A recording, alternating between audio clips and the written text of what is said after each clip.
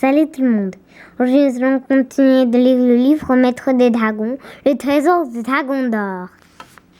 Chapitre 3. En magicien, Rory s'approche de Dharma. « Comment peux-tu rester aussi calme ?» demande-t-elle d'un ton irrité. « Si Kiko fait équipe avec Maldred, cela veut dire qu'il détient maintenant les deux cercles. Il va pouvoir libérer le dragon Naga et détruire le monde. » « Qui est ce Maldred ?» demande Dharma. « C'est un magicien maléfique, » répond Rory en fronçant les sourcils. « Le pire homme que la planète ait jamais porté !» Dharma ferme les yeux. Il les rouvre quelques secondes plus tard. « Nous pouvons encore l'arrêter, dit-il calmement.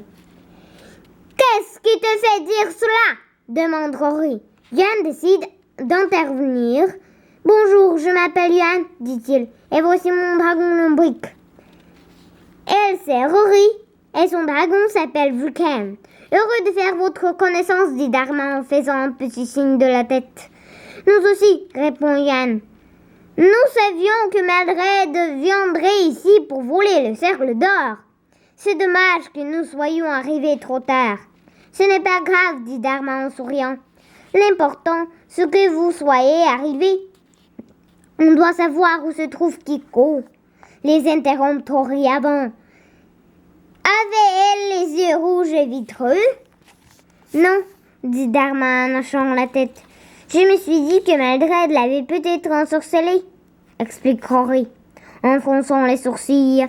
Il faut croire que ce n'est pas le cas. Si Kiko lui donne un coup de main, c'est qu'elle le veut bien. Mais pourquoi? Est-ce que cela a de l'importance, demande Yann. Le cercle est maintenant entre ses mains.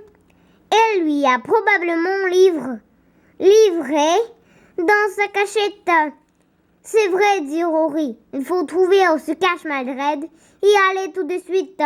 Dharma intervient à nouveau de sa voix calme et posée. Je sais comment retrouver Kiko, dit-il. Suivez-moi. Dharma et son dragon se mettent à gravir la montagne. Yann et Rory les suivent. En marchant, Yann trouve que l'épée en argent glisse dans son ceinturon et de plus en plus lourde. C'est Jeanne qui lui a donnée après avoir fait sa connaissance dans la caverne du dragon d'argent. La caverne du dragon d'or ressemble-t-elle à celle du dragon d'argent? Demande-t-il. Celle du dragon d'argent était remplie de magnifiques trésors. Un bruit d'eau se fait entendre. Ils sont près d'une petite chute. Dharma leur fait signe de les suivre. Ils se faufilent derrière la chute. Yann, Rory et les dragons le suivent. Ils se retrouvent à l'intérieur d'une caverne fraîchie et humide, si haute, représentant le dragon d'or, chacune aussi grande qu'eux, forme un cercle au milieu. « C'est magnifique !» chuchote Rory. Dharma s'approche de l'une des statues, exerçant une légère pression sur la queue du dragon. S'il délèche l'ouverture d'une porte dans un mur de la caverne. Dharma les invite de passer par cette porte. Elle donne sur un tunnel obscur. Yann ne voit plus rien. Il marche pendant quelques minutes qui pressaient interminable. Le tunnel débouche enfin sur une vaste salle vivement éclairée par des torches. Les murs sont tapis d'or.